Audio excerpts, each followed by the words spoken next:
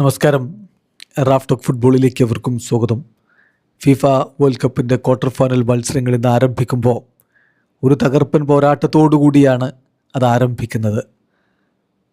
ഫ്രാൻസും മൊറോക്കോയും തമ്മിൽ ഏറ്റുമുട്ടുമ്പോൾ പക്ഷേ ഫ്രാൻസിനെ സംബന്ധിച്ചിടത്തോളം അവരുടെ ടീം ഫുൾ ഫിറ്റാണ്, യാതൊരുവിധ പ്രശ്നങ്ങളുമില്ല. ഇന്നലെ ഷൂമനി ട്രെയിനിങ് നടത്തിയൊക്കെ ചെയ്തിട്ടുണ്ട്.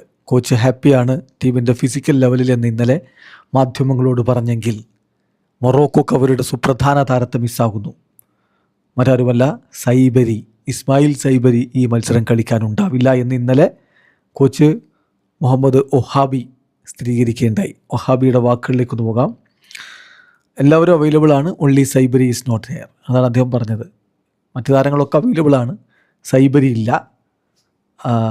അദ്ദേഹത്തിന് ഈ കോമ്പറ്റീഷനിൽ ഇനിയും തുടരാൻ പറ്റും, ടീം മുന്നോട്ട് പോവുകയാണെങ്കിൽ ഇനിയും കളിക്കാൻ പറ്റും എന്നാണ് ഞാൻ വിചാരിക്കുന്നത് എന്ന് കോച്ച് പറയുകയുണ്ടായി. അതായത് മൊറോക്കോയുടെ ഈ വേൾഡ് കപ്പിലെ സ്റ്റാൻഡ് ഔട്ട് പ്ലെയറാണ് സൈബരി. 3 ഗോളുകൾ അദ്ദേഹം നേടുകയുണ്ടായി. കാനഡയ്ക്കെതിരെയുള്ള മത്സരത്തിലാണ് അദ്ദേഹത്തിൻ്റെ റൈറ്റ് തൈയിൽ പെയിൻ അനുഭവപ്പെടുകയും പരിക്ക് കാരണം അദ്ദേഹത്തെ പിൻവലിക്കുകയൊക്കെ ചെയ്തത്. താരം പിന്നീട് ഒരു റിക്കവറി ആയില്ല, അതിനുള്ളൊരു സമയം കിട്ടിയില്ല എന്നുള്ളത് കൊണ്ടാണ്. പകരം സുഫിയാൻ റഹീമി റീപ്ലേസ്മെൻ്റ് ആയിട്ട് ഈ കളിയിൽ കളിക്കും എന്നാണ് നമ്മൾ പ്രതീക്ഷിക്കുന്നത്. അതേസമയം ഒഹാബി പറയുന്ന ഒരു കാര്യമുണ്ട്, ഞങ്ങളല്ല, ഫ്രാൻസാണ് ഈ കളിയിലെ ഫേവറിറ്റ്സ് എന്നുള്ളത് എല്ലാവരെയും പോലെ ഞങ്ങൾക്ക് പറയാം, അല്ലെങ്കിൽ ഞങ്ങൾ സ്വയം വിഡ്ഢികളാവുന്ന അവസ്ഥയായിരിക്കും. അദ്ദേഹം പറയുന്ന വാക്കുകളിലേക്കൊന്ന് പോകാം. അദ്ദേഹം പറയുന്നു, ഞാൻ എല്ലായ്പ്പോഴും പറയുന്നൊരു കാര്യമുണ്ട്, സക്സസ് എന്ന് പറഞ്ഞാൽ നമ്മൾ ഒരു കോമ്പറ്റീഷൻ്റെ അവസാനത്തിലാണ് അളക്കേണ്ടത്.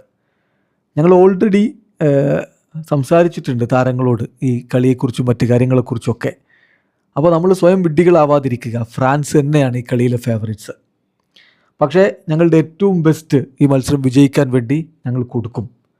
ഞാൻ വിചാരിക്കുന്നില്ല ഒരു വലിയ ഒരു വാളിനെയാണ്, ഒരു വൻ മതിലിനെയാണ് നമ്മൾ നേരിടാൻ പോകുന്നത് എന്ന്. ഇവിടെ ബിഗ് പ്രൈസ് എന്ന് പറഞ്ഞാൽ വേൾഡ് കപ്പ് ജയിക്കുക എന്നുള്ളതാണല്ലോ. അപ്പോൾ അതുകൊണ്ട് എല്ലാ കാര്യങ്ങളും നമ്മൾ സമർപ്പിച്ച് ഇവിടെ കളിക്കുക തന്നെ ചെയ്യും എന്ന് കോച്ച് പറയുന്നുണ്ട്. പിന്നെ അദ്ദേഹം മറ്റു ചില കാര്യങ്ങൾ കൂടി, ടീമിൻ്റെ സ്ട്രെങ്ത്തിനെ കുറിച്ച്, മുന്നോട്ട് പോക്കിനെ കുറിച്ചൊക്കെ അദ്ദേഹം പറയുന്നുണ്ട്.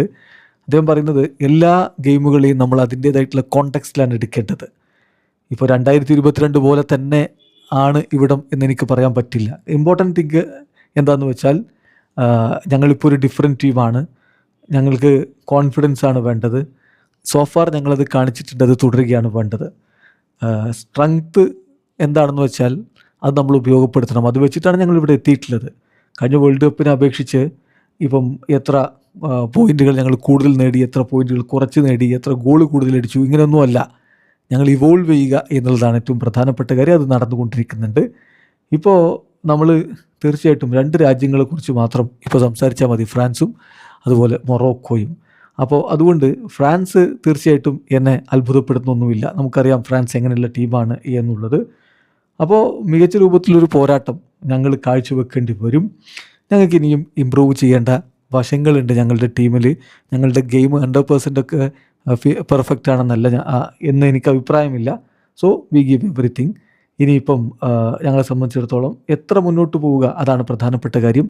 മത്സരം വിജയിക്കാൻ വേണ്ടി എല്ലാം സമർപ്പിച്ച് കളിക്കും എന്നുകൂടി ഒഹാബി പറയുമ്പോൾ ഇന്നൊരു മികച്ച പോരാട്ടം അവർ ഫ്രാൻസിനെതിരെ പുറത്തെടുക്കുമെന്ന് വേണം കരുതാൻ. വീഡിയോ അവസാനിക്കുന്ന ഫുട്ബോൾ ലോകത്തെ കൂടുതൽ വിശേഷങ്ങളുമായി റാഫ് ടോക്സിൽ എത്താം.